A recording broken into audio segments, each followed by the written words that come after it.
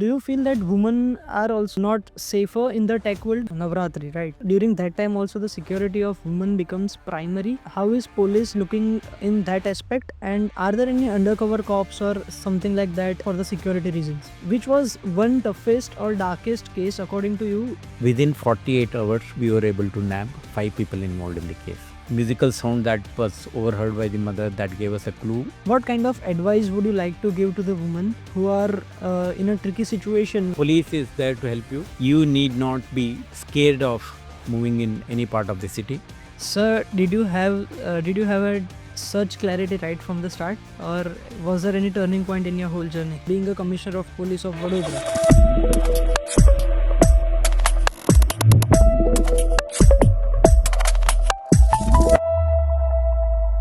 Hello and welcome to the SVIT podcast. Today we are having someone who carries out one of the most important responsibility of our city. I am talking about the Commissioner of Police Vadodara, Shri Narasimha Komar sir. In this episode, he talks about the challenges that he faced, the experiences of solving one of the darkest case in his career, and also at the end he gives one beautiful piece of advice for the youth. So if you are interested knowing how the investigation works and how the police operates, then this podcast is for you. So watch it till the end. Hello sir, welcome to the SVIT podcast club. The whole team is very grateful to have you here.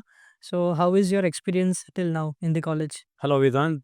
Delighted to be here in SVIT campus. Beautiful green campus. And on my arrival, the kind of hospitality, the reception that we gave made me very comfortable. I think you have a beautiful student community. Pleasure to be here in the midst of young engineers. Thank you, sir. So, sir, let us start the podcast with your experience being Commissioner of Police of Vadodara. You took charge as Commissioner of Police in April 2024. So, how was the experience then and till now? Well, I joined as a police commissioner of Vadodara in the midst of Lok Sabha election process. I was earlier heading administrative division of Gujarat Police in Gandhinagar. And when I moved in, already the election process was underway. Campaigning was about to begin. And the election is a complex process for enforcement agencies. It's not just the rest of the district administration.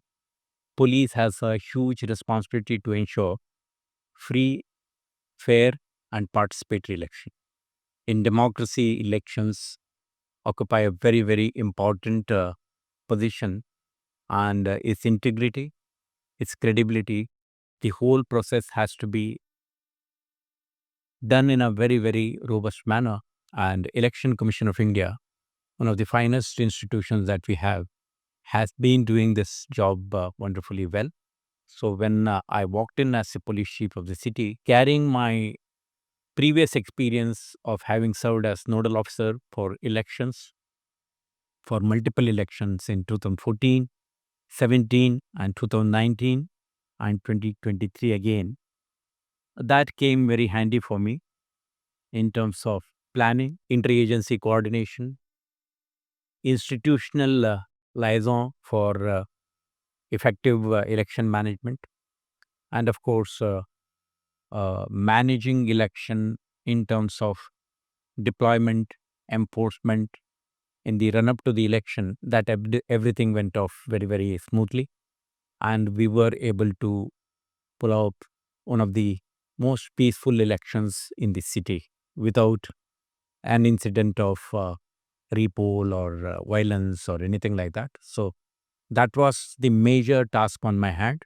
and we came out clean and successful in that effort. Over a period of time, we kept on fine-tuning the urban policing initiatives, whether it comes to women's safety, children's safety, whether it is related to road safety issues, multiple activities that we do in the city.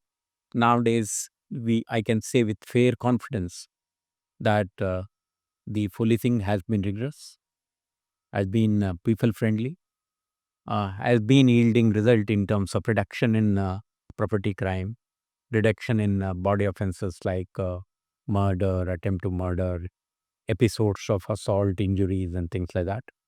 And there is increased public trust and confidence in the police, perceptible change over a period of time.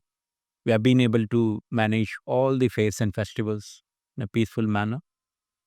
Wherever there were episodes, we intervened, took firm action, dealt with the criminals and antisocial elements with the harshness that they deserved, and we did everything possible to defend the community, ensure their safety and security. Sir, you have had tremendous success being a Commissioner of Police of Vadodara. So, in the whole process and the whole journey, did you faced any challenges which were difficult to tackle and difficult to crack? And how did you dealt with it? Like, There are many issues. Vadodara is basically, it throws multiple challenges to law enforcement agency. It's a major city in the central Gujarat. It has connectivity with Delhi Mumbai economic corridor. There are industrial pockets. There are labor population. There are a lot of floating population in the city. And then, of course, its proximity with Madhya Pradesh and other things helps certain criminal gangs and criminal elements to operate in the area. Property offenses used to be a major challenge. Housebreaking or chain snatching causes bit of panic among the household. If it is chain snatching, it is not just an episode of somebody taking away a gold chain worth something. It means a lot to women. It shakes their confidence and trust. So we take all these issues with great sensitivity and seriousness. We targeted certain criminal gangs operating for quite some time. We detained, registered a case under the Gujarat Organized Crime Prevention Act, and then dealt with them harshly. And today, many of them are under behind the bars under the Gussi talk. That has given big relief. And we enhanced police presence, visibility, dominated the areas, targeted small time criminals, what we call taporis, small time gundas who threaten people in the neighborhood, extort money, and things like that. That small interventions help in regaining confidence, making interventions which were yielding positive results that kept on adding to our confidence. Today, I can say with a degree of confidence that the dacoity, robbery, property offenses are on the decline. The criminal gangs, four of them are targeted under the Gussi Talk Act 2015. Many of them are behind bars. The organized criminal activity is completely not okay in the city. That message has gone very strong and clear. So we have been taking measures which need to be taken to counter these kind of activities, and that has given us huge positive outcomes. And I think that is one of the reasons why I claim that the public trust and confidence has gone up. yes, sir. Sir, you talked about the criminal activities and everything, right? हमारे youth में अभी कोई एक चीज़ बहुत ही trendy और hyped up है, तो वो है technology and the use of artificial intelligence, AI. So how does the tech and AI affects the investigation and the crime world both? Well, technology has entered our life in a big way. In last 3 decades, the kind of revolution that we have seen because of the entry of information technology, communication technology over a period of time is unbelievable. This revolution has impacted our life at all levels. Today, we have come to a situation where whether it is a student or a small vegetable vendor, whether it is a businessman or a small employee in a company, everybody is need to be familiar with technology. In the morning, I mentioned that earlier it used to be concern used to be livelihood concern used to be roti kapda makan. Subsequently, we added pani sadak bijli. Today, we have become so much dependent that mobile data, Insta has become critical component of our life, especially the youth, whether they are studying in a college or are working in a corporate, they all are technology users. And the ecosystem has also changed dramatically over a period of time. With IT interventions, our banking system, our insurance system, our financial transactions, everything is digital today. So the with the increased digitalization, increased infusion of technology, we must remember that it also open up so much opportunity for the criminals. Yes. Today we have seen that transition. The traditional criminal activity has given way to technology based criminal activity. Such there are all kind of episodes, especially in the cyber world, which are very clear indications that the criminals involved in these kind of incidents are graduates. Many of them have postgraduate degrees, tech savvy, English speaking, articulate, can speak to somebody and really lead him to do certain things to basically end up being a victim. So that kind of activity is something that is on the rise. So today we have a variety of cyber crimes. Earlier it used to be few cases of phishing, maybe few episodes of hacking. Today, with an aspirational society, lot of youth is trying to make money. They entice them to get involved in some investment activities, some employment offers, and then you get sucked into the system, end up being victimized because the smart, tech savvy criminals are giving shape to these kind of or perpetrating these kind of crime. So youth today need to be guarded, cautious, and while doing financial transactions, taking investment decisions, doing third party transactions, you need to be careful, be sure about who is offering services. Is it a bona fide source or not? What are the credentials? Don't take on the spot decision which may push you or put you in difficulty.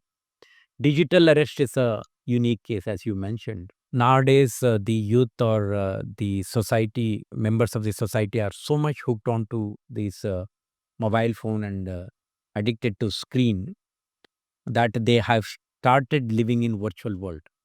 Today, people don't fear when they spot a policeman, don't believe when somebody with whom they are interacting in a physical world.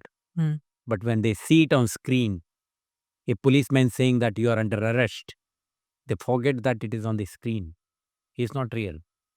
When they say that you have sent a parcel in which there is a consignment of drug, they forget that they have not sent a parcel. So they need not fear.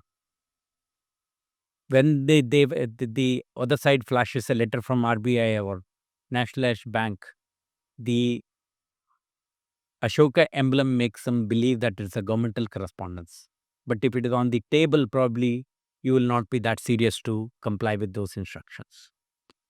So the vulnerability of citizens to see when they see something on the screen, when they hear something on their instrument, mobile phone, that has become, that has started sounding more real, looking more realistic and threatening than the physical world. And that is the reason why people go on indulging in conversation with criminal elements for a long time. They believe that indeed a police inspector from Narcotic Control Bureau or Central Bureau of Investigation is on the other side. They tend to believe that when they are under arrest, they continue to keep the screen on and end up transferring money as per the instructions of the criminal sitting on the other side. Otherwise, any enlightened, educated young man should have this common sense. He is wielding that mobile phone. As and when he wants to cut off that conversation, he can always just say, shut up and I am ending this conversation. Instrument is in your hand. You can defend yourself. You can stop the conversation. You can deny the transfer of money, but people are being victimized essentially because the way the society is getting dragged into the overuse of technological tools, especially mobile phone, social media platforms, and the money transaction tools, gaming tools. These things, when you get addicted, you start believing that that is the world you live in. Your vulnerability goes up that much high. Otherwise, there is no procedure whatsoever for an online arrest. There is no procedure whatsoever for a central agency to walk into your home and just effect an arrest and things like that. But my request to youth will be, please take these issues with a word of caution. Be alive in the physical world. Cross check before you do any financial transaction. Don't be a victim. You need to be careful to prevent such crime from happening with yourself or your family or your near and dear ones. Yes, I completely agree with that. Like, with advancement of technologies, the increasing cases which deals with the technologies like cyber crimes and digital arrest, they are also increasing rapidly. So in the tech domain only, like crime happens in tech also, and in the world we live in as well. So do you feel that women are also a bit of, not safer in the tech world because they also face similar situations like what we do as well? Technology is a leveler. It impacts everybody.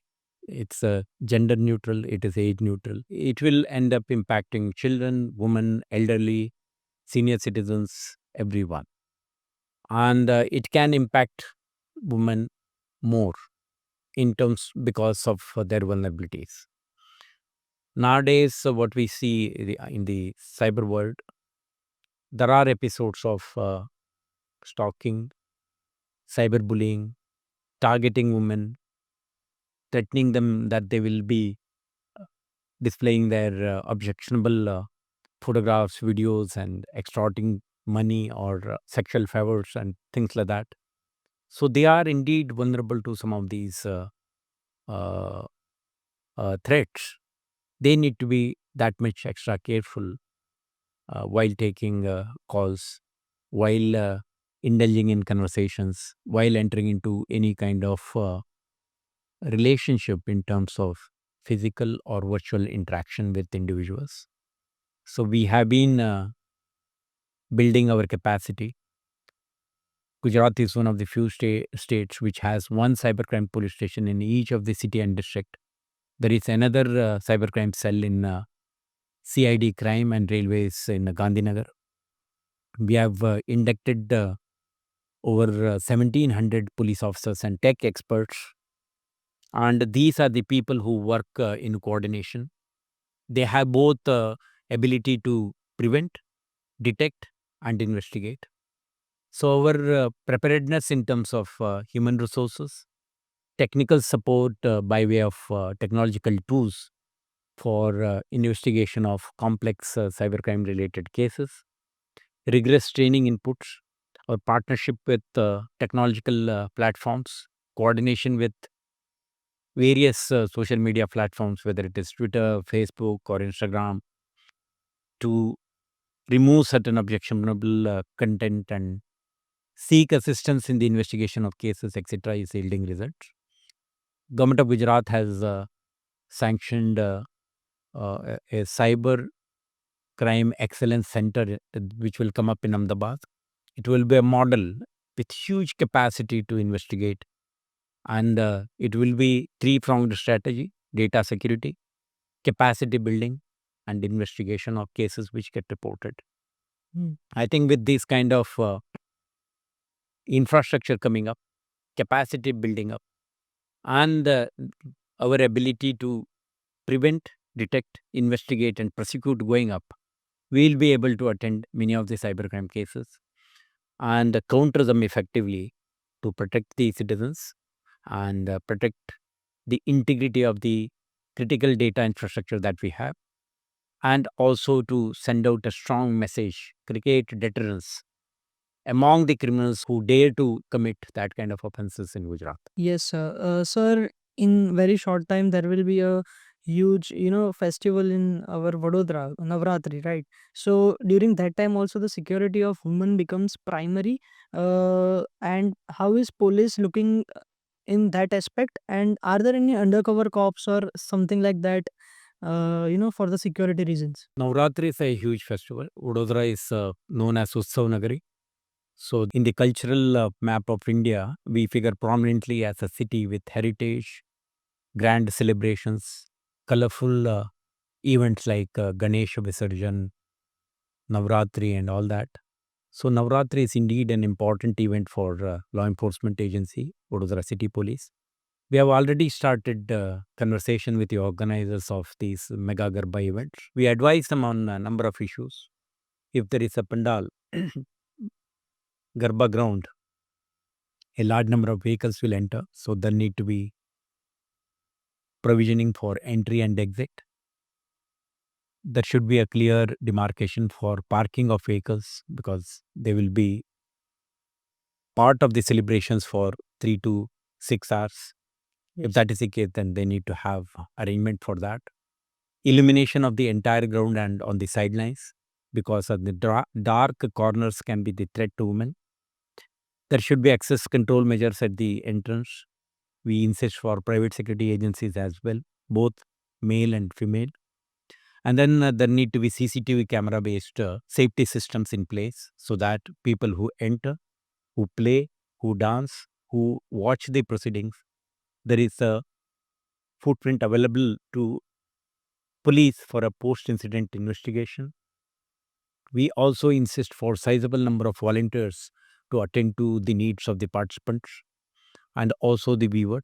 The food court and other areas, there shouldn't be any chaotic situation. So we ask for private security personnel and volunteers as well. From the police side, we make a lot of deployment of traffic police for traffic management, seamless movement of people from exiting from their home, reaching these venues and going back home little late in the night. And we also make a lot of deployment outside and inside the venues, both in plain clothes and in uniforms. As you said, at times we need to be watchful, careful about the activities of some of the antisocial elements, criminal elements, who may barge in, who may sneak in and create trouble. Our male, women police, she teams, and policemen in plain clothes will be positioned in different locations based on the need and requirement of a particular venue.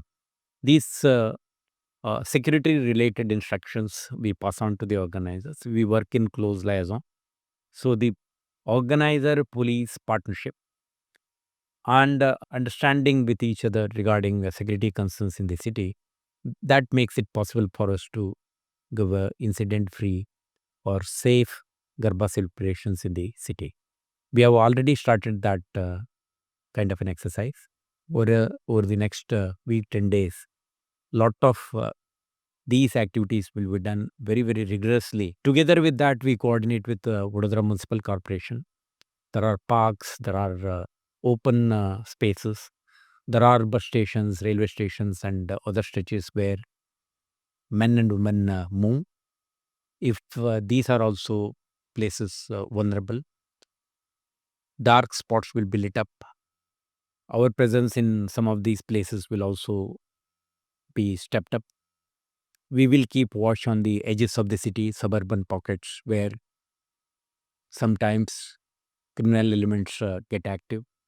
We advise people not to venture into any place in the night where it is not well lit, is suspicious, and you don't feel very secure.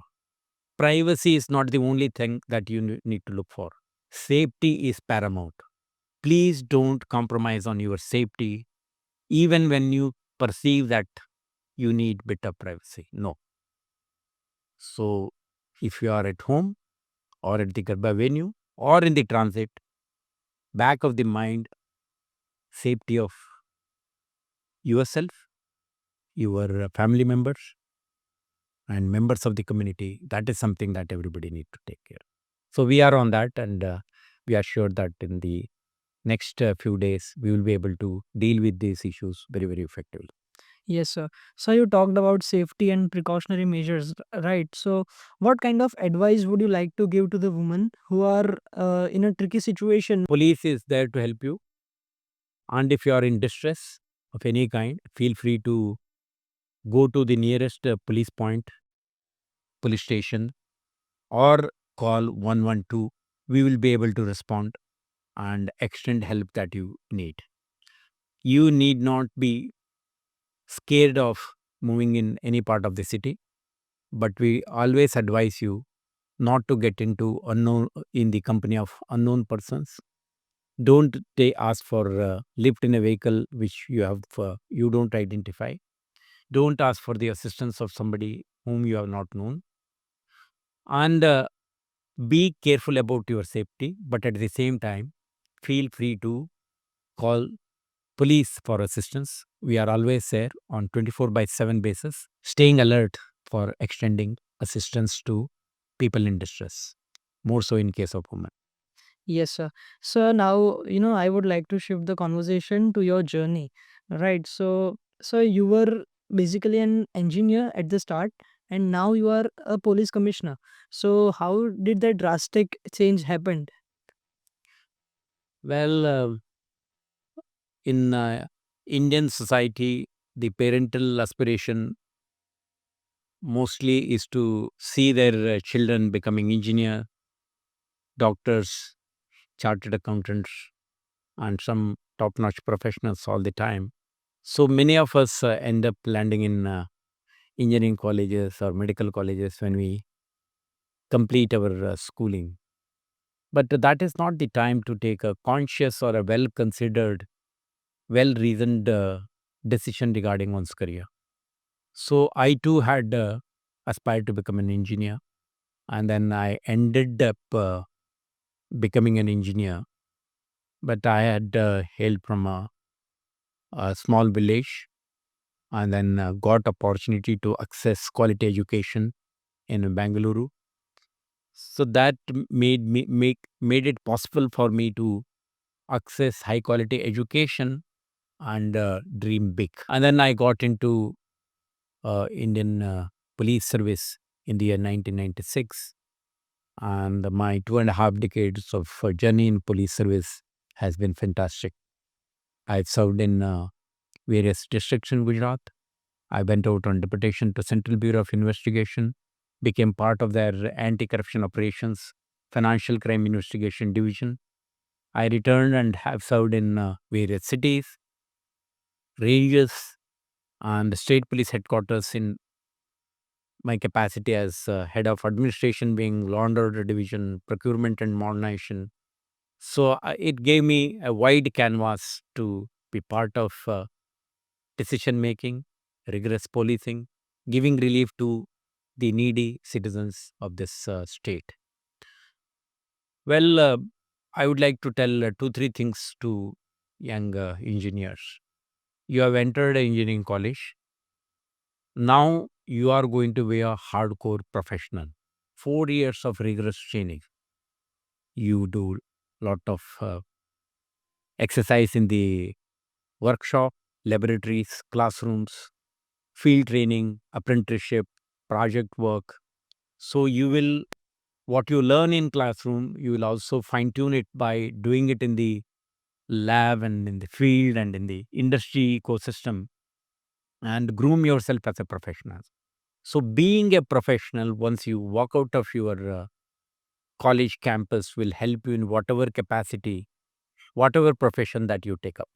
I became a police officer, but being an engineer always helps because it gives me a deep root in science and technology, planning, precision, accuracy. These are also things that we learn in engineering, which helps. Ad hocism is gone in my policing career. I don't take any ad hoc decision. Very well informed, well considered, scientific, data based decisions that helps you in delivering better services to the citizens. So it has helped me tremendously. Number two, the lessons that any student can pick up from this is if you are from rural area, if you are from a suburban or mofussil area, if you belong to scheduled caste, scheduled tribe, OBC, or any caste group or economic class, it need not deter you from pursuing your dream. Dream big. I always say, aim big, dream big.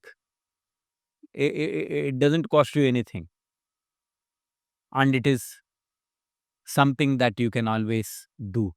So I say, one is aim big. Second, align yourself with that goal.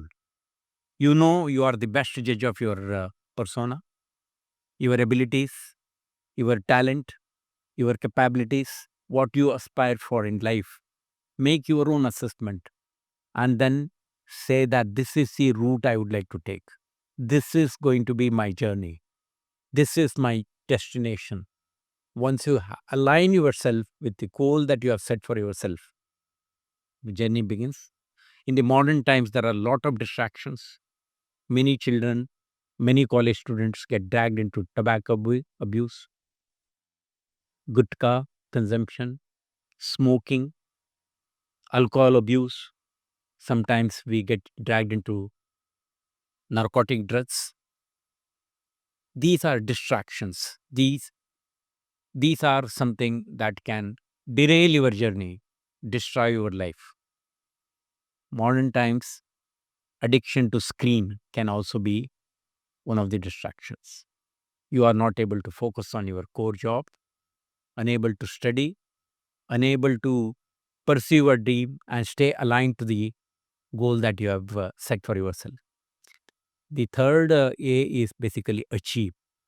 Once you have decided something, you have positioned yourself towards that goal, you should end up reaching that. Make a determined bid, not half-hearted one. I'm sure you will indeed succeed. Once you are there, I was telling the other day, set of people that passing an examination, entering a service per se is not a big achievement. What you do after entering the service, are you delivering something that is expected of the position that you are occupying, is something very, very important in life. So once you have reached that goal, you should strive to excel. Excellence is something which we should make our way of life. Constantly fine tuning ourselves, what we do, specialize, study, acquire additional skills, pick up the latest information, stay in sync or ahead of the time, so that whatever field you are in, you are able to do very well, impress your organization, your boss, your team, and also deliver the quality that is expected of you.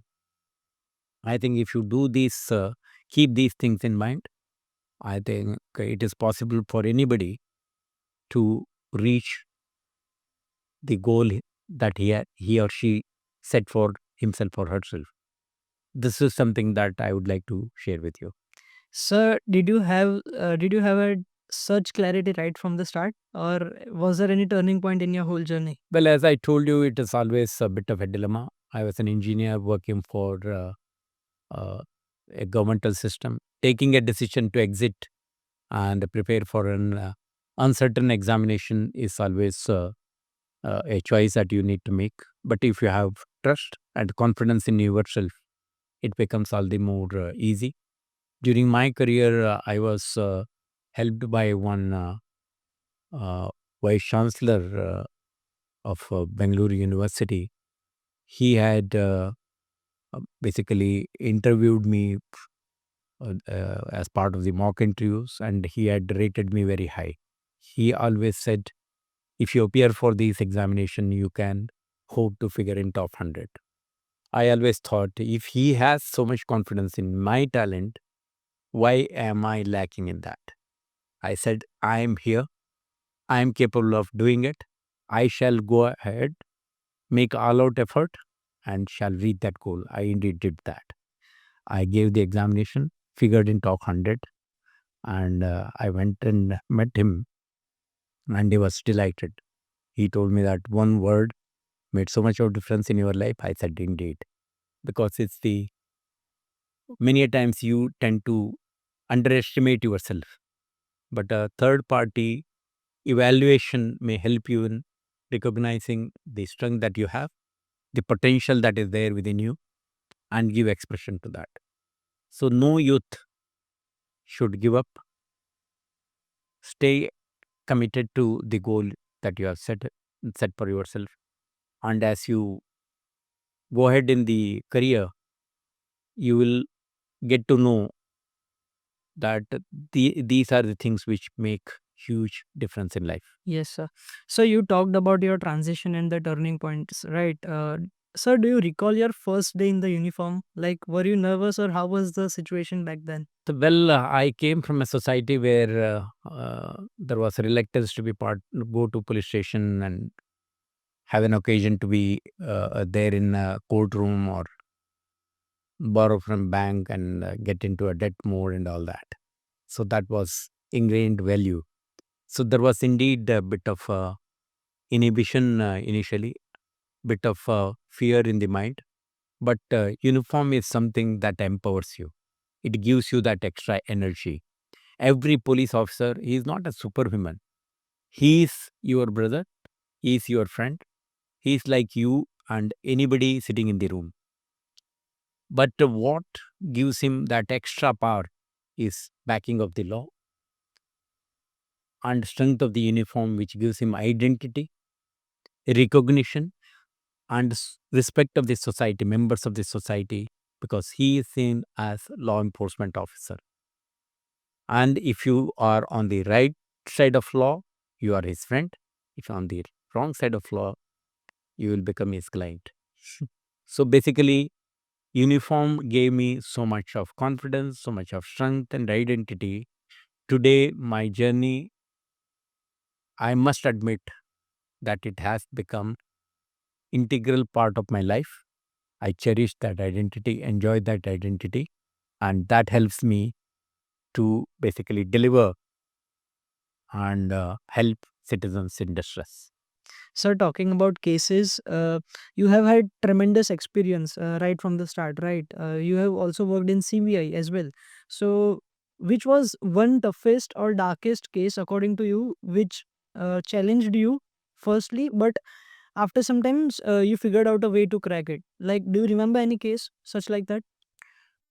In Vadodara, if you remember last year on the eve of Navratri, there was an episode of sexual assault. A young girl was sexually assaulted on the edges of the city, and the it happened in under the cover of darkness in the night, and neither the victim nor the person accompanying her could narrate or give any description of the persons who were involved in that, because she could barely see the person's face. And then it was an isolated location, no CCTV footage is available, but it was sensational case because it happened on the eve of Navratri, young girl and all that. So we got into investigative mode, and the culprit had basically taken away the mobile phone of the victim. And when they were moving towards the city, there was one call made by the mother of the child to the victim, trying to find out where she is. And he cut that phone after 5 seconds. She has merely heard some Garba dancing sound. So, based on that, we were able to crack that case. That one 5 second call figured in the tower, having lakhs of telephone calls, of course, and the musical sound that was overheard by the mother, that gave us a clue that wherever that venue was, it was close to a Garba ground. Third, when they reached another hotel after that, we were able to match the number and identify that particular phone number. Then within 48 hours, we were able to nab 5 people involved in the case. These are some of the cases where one call for 5 seconds, that leads us to 5 persons in less than 48 hours time. So seemingly a dead case, a, a blind case, became a case where we were able to identify, pick up these people, and present them in the court of law. So it helped in 2-3 things. One, the trust and confidence in the city police went up manyfold. The fear among the women that these things can happen on a Navratri Eve and all that got dispelled. Third, it helped in regaining the confidence of the community and restoring that normalcy in the city. Otherwise, that one undetected case, trial by media, some rumors regarding this, that, and a spell of next 7-10 days, whole Navratri would have been a nightmare for the city police. So these cases are examples where when we had no clue whatsoever, but seemingly 1 5-second call leading to the detection of the case. Later we found full details. From the crime scene there was a goggle which matched with the accused in the video footages we recovered subsequently and all that. We were able to build a solid case subsequent to the detection. So there are many such episodes where initially blind cases, but the technological tools that we have, the experiences gained over a period of time, committed team of investigating teams, officers, and the community support, that helps us in unraveling difficult cases. Yes, sir. So you talked about media, and the influence of media in the cases. Like, if there is a normal case, media might not be that much interested to cover it, because all of those TRP reasons and everything. But if there is a high profile case, media would be like after it whole time. So what is the difference between investigating a normal case and a high profile case? Media is basically there in a big way in the ecosystem that we live. You never know which case will become a sensational case in print, electronic, and social media platforms. But over a period of time, we also have a fair understanding what kind of cases have the potential to be blown out of proportion in the media. So we are always a bit guarded. But our professional responses, we keep on putting it in public domain so that we can prevent rumor mongering and speculation. Third thing that we do is we do core policing exercise to detect the case, investigate the case, and update them so that uh, the media also picks up those details and disseminates so that they are aligned with the progress that are made. If you are quiet, concealing details, not revealing many things to the media, that can also be harmful. So basically, be professional in your responses and put enough information in the public domain. Be transparent in your dealing, and don't treat the media as an enemy, but they are also there in the ecosystem and they need to be catered to. If there is harsh coverage and trial by media, take it as a professional risk and continue to do your core investigative activity, which will take you to the destination. That approach always helps. Sometimes we have that feeling that media can be little more responsible and accommodative, but on the other side, they also have a perspective that citizens have the right to know, and hence the urgency to put certain things under the scanner. Quickly, they tend to conclude that the agencies are not delivering and all that. Yes, police officers, police leadership, we come under pressure but not to succumb and derail our investigative journey becomes very, very important.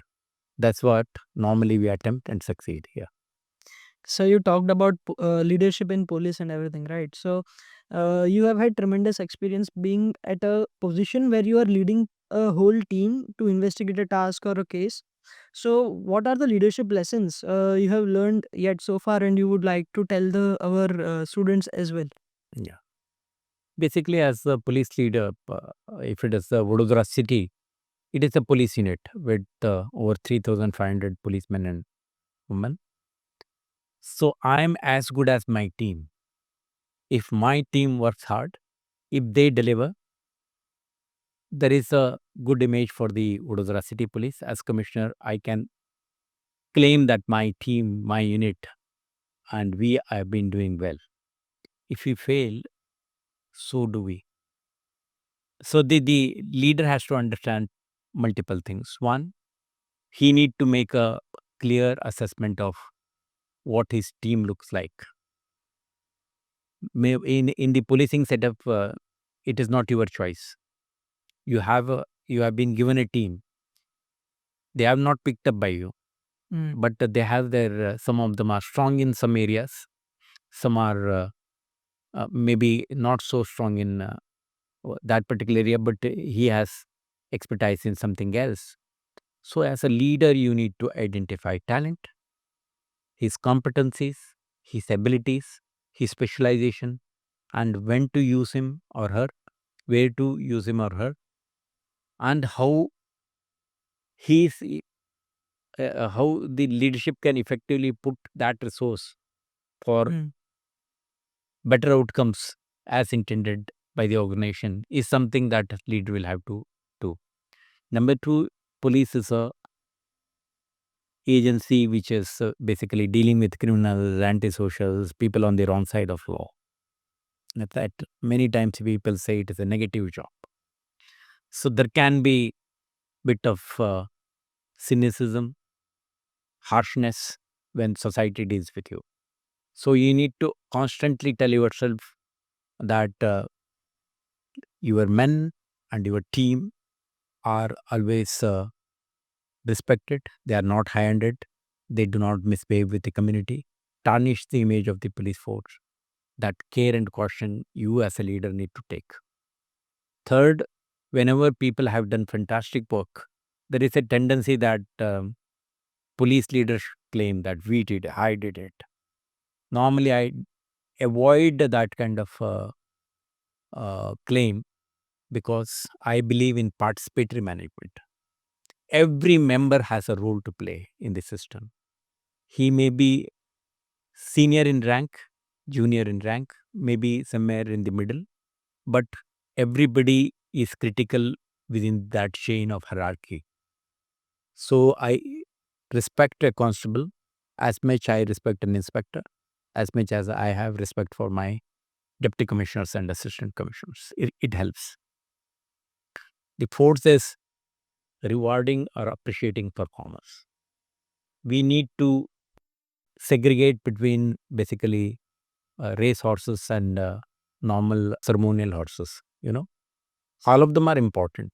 But if somebody has done that extra effort, made a all-out effort to bring laurels to the organization, we should give him due recognition so that excellence is celebrated and mediocrity is criticized. So that's what we do in policing.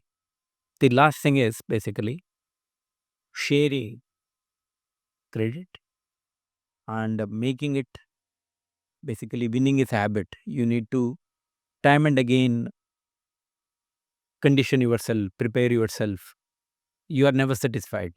Something comes on your way, you deliver, you march ahead, take up something else, you do it. Policing is also like that.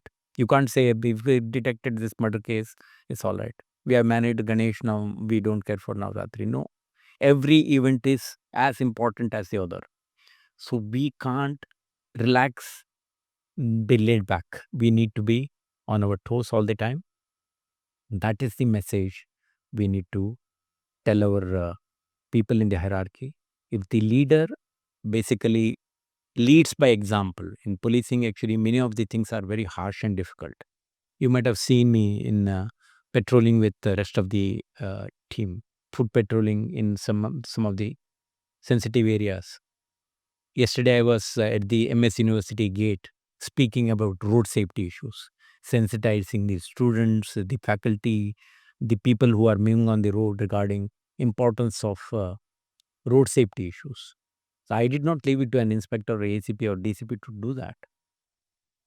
If you say that you do it and I'm here to supervise you, it doesn't work that way. They need to be told what is the ideal thing to do, and we will have to basically soil our hands, put boots on the ground. That's what they say, that you need to be aware of the ground situation, the hardship, the difficulty, and talk to the community, lead your men by example, get closer to the ground. These are the things which makes it possible for a leader to succeed. Yes. Gone are the days when you sat in the air conditioned room and remotely managed things and happenings in the city. Today you'll have to be hands on, be participatory, and take your team along to deliver. Yes, sir. So, being an civil servant, like, many students are aspiring to be someone like you. So, what kind of advice would you like to tell those students? Basically, Indian civil services, or for that matter, Gujarat Administrative Service and all that, they offer you an opportunity to be part of the government. When I say part of the government has a huge responsibility towards the citizens. Government is an entity which is operated by a set of people who are sitting in various positions in various verticals, what you call departments and ministries and things like that. If that is so, what is expected of an officer belonging to Indian Administrative Service, Indian Police Service, Indian Forest Service, which we call All India Services? There is a huge responsibility thrown on their shoulders. They have also been given so much of pedestal or a platform much higher than what a normal engineer or a doctor will get in his career. So, if anybody aspires to enter service, you should come with these many things. You should not say that it's time here to wield power. No, power is meant for basically delivering services, making the life less miserable for the needy, downtrodden, poverty-ridden people living in the remote corners of the country and things like that. Mm. Second, you should have that commitment of service and sacrifice. Many of the things which a normal engineer working for a IT company will be doing may not be possible for an engineer who has chosen to be in Indian Police Service. You will have little space for your private life.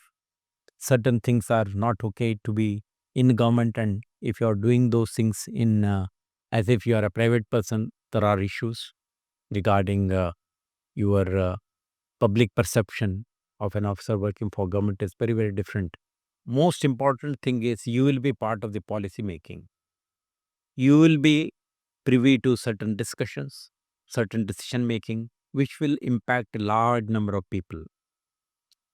When you start your career as an superintendent of police of a district, look at the size, the canvas. Whole district is under your jurisdiction. There are multiple police stations, subdivisions, specialized units working under your leadership. What you do or what you don't do, we call it omission and commission. It will impact the people of that district. So it's very, very important that you are basically a man or a woman committed to the welfare of these many people. If you miss that point, then it can be a, a complication. When as you go up in the hierarchy, when you are in the rank of Inspector General and Additional Director General, Director General, and all that. You are closer to the decision making process. Policy initiatives, certain decision that you take can impact the whole state. So there you can make lot of difference by way of modernization efforts, by way of technology infusion, by way of equipping policemen with new skill sets and support systems, by facilitating certain things which will benefit the citizens in a big way because of reworking our or re-engineering our processes and things like that. So these are the opportunities that probably an engineer working in a corporate or in a company may not get to see. So civil services gives you variety and opportunity to part of decision making process, and from cutting edge to the top, the journey can be immensely satisfying professionally and personally. Sir, very well said. Like we are coming to our end part of the podcast, and how do you see Vadodara in the next 5 years, uh, in the whole area of crimes and the police world?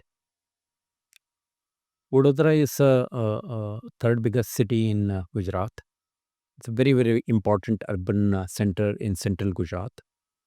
As I mentioned earlier, it figures on Delhi, Ahmedabad, Mumbai economic corridor. There are industries in Makarpura, Nandeshri, Chani, etc. There are cultural heritage, identity that we have inherited over a period of time. It's a tourist attraction as well. City has very strong educational institutions and systems. MS University is one of the oldest institutions with lot of repute and excellence. So the city has a robust infrastructure and coming up or developing rapidly as a metropolitan city with a cosmopolitan outlook. I think the opportunity for the young in terms of educational and employment opportunities will come up tremendously over a period of time. And it is also one of the smart cities. Uh, uh, and recently, in Nimbus Global Survey, we were ranked as second safest city in India.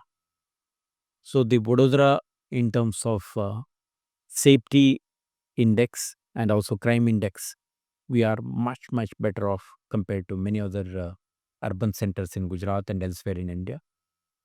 So Vadodara, Gujarat police is also making a lot of modernization efforts, upgrading our capacities, adding systems, infusing technology, make our men and women more tech savvy, better delivery of services. So I think Vadodara City Police as a unit is one of the finest police units in the state and has been doing fantastically well. The people of Vadodara being uh, touted as Sanskar Nagari, so we have heritage, we have huge educated community, and strong value system, and culturally very, very unique and having independent identity. I think as a society, as a urban center, we have bright future, one of the finest places to live, and one of the certainly one of the safest cities in the country. So, sir, let us start the rapid fire round. So, the first question is one word that defines your leadership style. Participatory. What motivated you to leave engineering for IPS? To be part of the policy making system. Okay. A habit that keeps you disciplined daily. Uniform. Nice. Your proudest moment in uniform. When I was awarded President's Distinguished Services Medal. Okay. CCTV, drones, or AI? Which tool has changed policing the most? CCTV cameras. Okay. What's the next big innovation you want in Vadodara Police? technology infusion. Okay. How do you personally stay updated on cybercrime trends? Internet. Okay. Fastest investigation closure under your leadership? We did a murder case investigation in 15 days. Oh, that's fast. One lesson you learned from handling high profile cases? Media is inevitable. You will have to live with them. Okay. What makes Vadodara unique compared to other cities you have served? Sanskar Nagari. Okay. Yes, sir. So, sir, advice for students on digital safety in one line. Be cautious about the use of technology. Okay. What's one myth about police you would like to break for youngsters?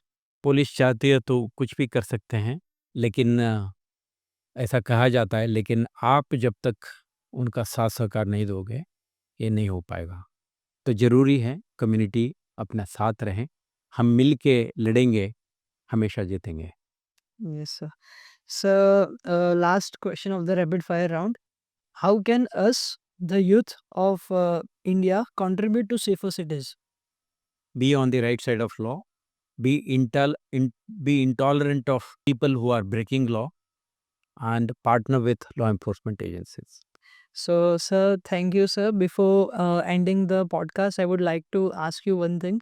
What is that one piece of advice you would like to tell all us students and those who are watching your podcast? हर एक व्यक्ति का एक जीवन यात्रा है। हम अपने सपने को लेके संघर्ष करके आगे बढ़ते रहते हैं। तो अगर कोई भी विद्यार्थी संकल्प करे कि अपना ये सपना है, उसके दिशा में मेरे को मेहनत करनी है, आप करेंगे तो आप साकार कर पाएंगे। जो अपना विजन है एक श्रेष्ठ भारत के निर्माण की, उस दिशा में आप युवा जो भविष्य का नागरिक हैं, फ्यूचर ऑफ इंडिया हैं, आप मेहनत करेंगे, एक विजन के साथ कमिटेड होके आगे बढ़ेंगे, तो मेरे को विश्वास है ये सपना पूरा होगा। Yes, sir. So, sir, at the end of the podcast, I would like to, say nothing but thank you for actually you are doing a thankless job. You are the reason why we can sleep well at night and not worry about the crimes. And I would just like to say thank you for being on the podcast and for every day the job you are doing is such a tremendous job. And yes, sir, thank you so much, sir. Thank you so much for giving me this platform and reaching out to students. I wish you, your team, and entire SVIT community the very best and great success in your future endeavors. Thank you. Thank you so much, sir. Thank you. So, thank you for watching this podcast till the end. This was one of the most insightful conversation that the team had in the recent past. So, if you have enjoyed the video, make sure you hit that like button and also do share it with your friends. Make sure you don't forget to drop your comments and your next suggested guest. So, thank you for watching the podcast. SVIT Podcast Club signing off.